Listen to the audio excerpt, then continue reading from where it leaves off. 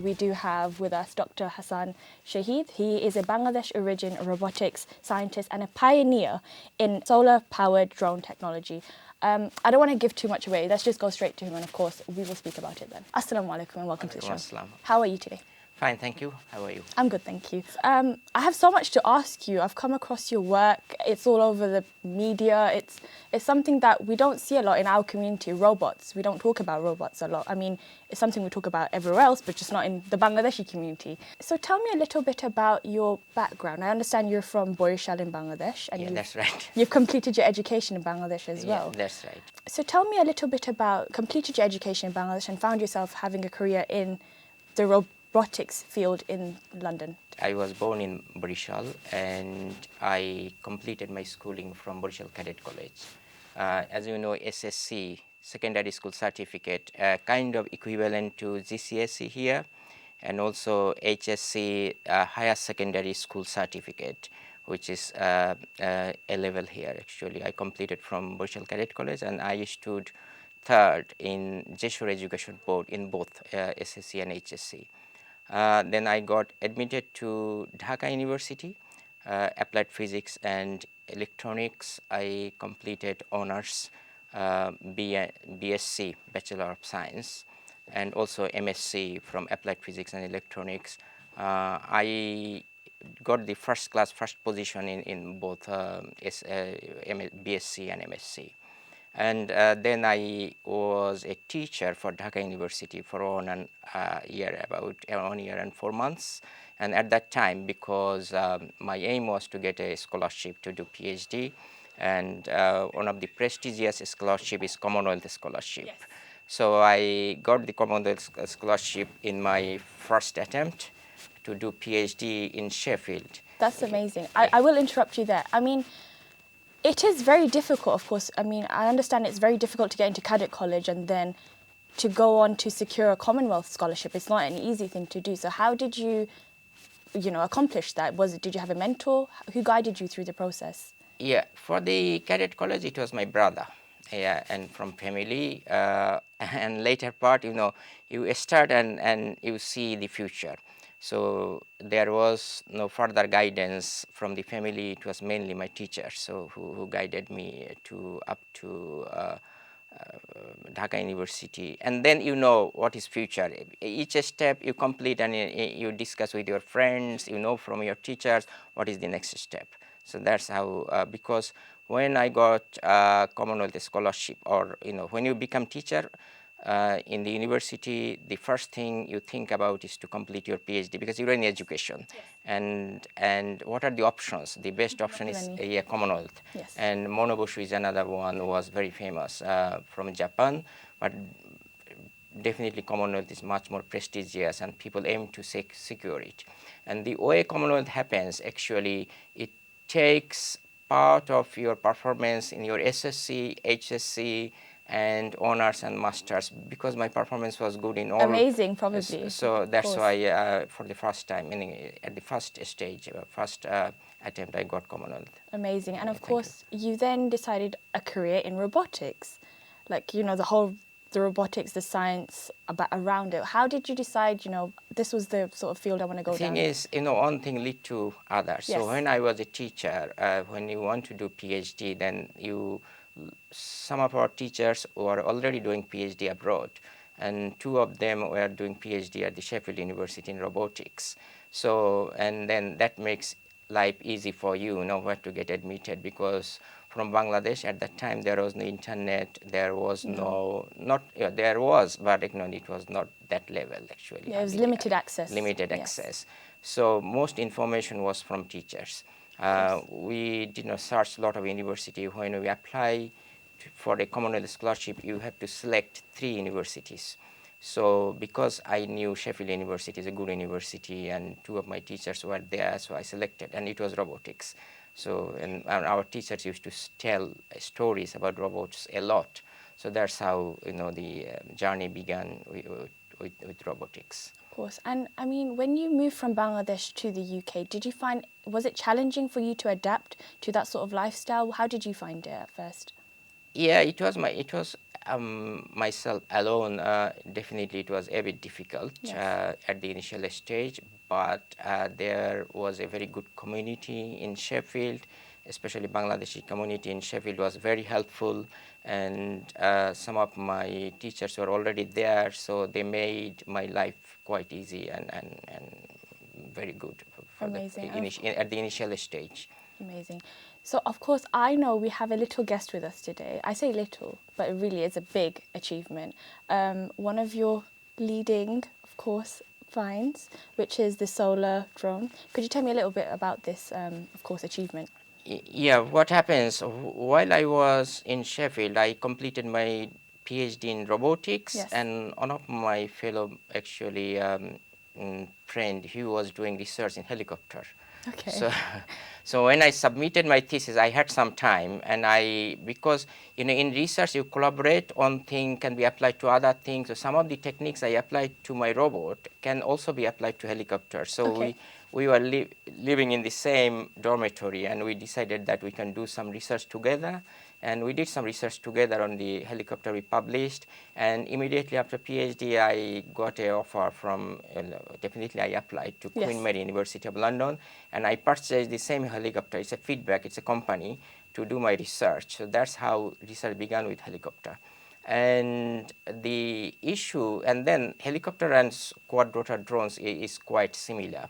It's 4-rotor, 2-rotor. I don't want to go to the technical side. I wish you could. I do want to learn more, but of course.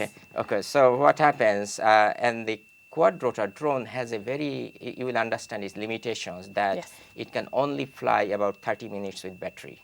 Okay. So if you want to film an area for a long time, and filming for even filming purpose, like broadcasting or anything, if you want to film in a forest, 30 minutes is not enough.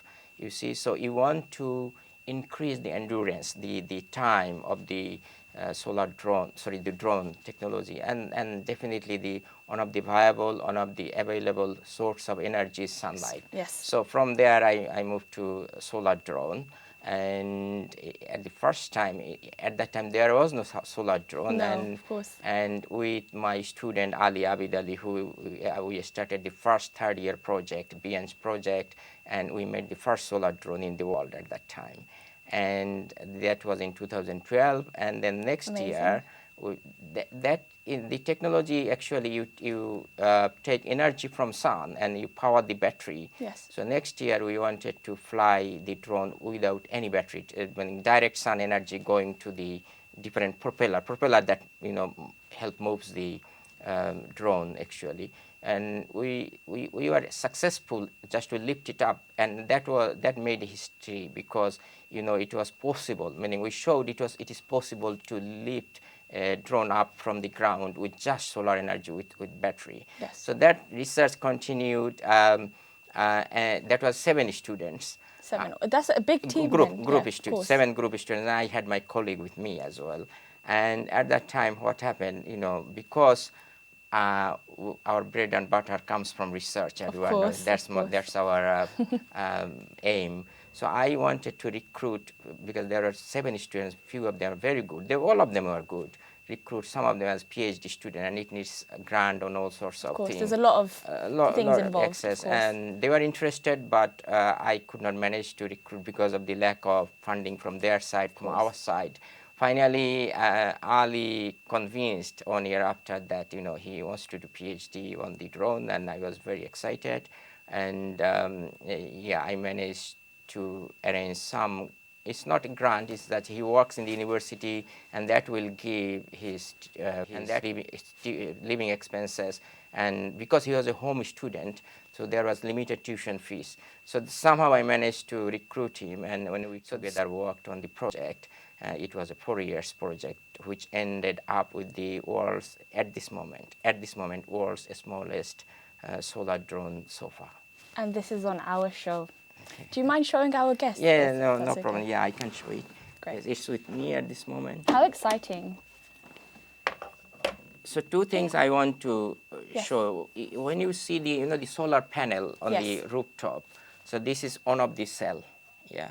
So this is a single cell. Yes. Yeah, and a panel is made of many of these cells, Correct. But our solar drone, we didn't even use on cell.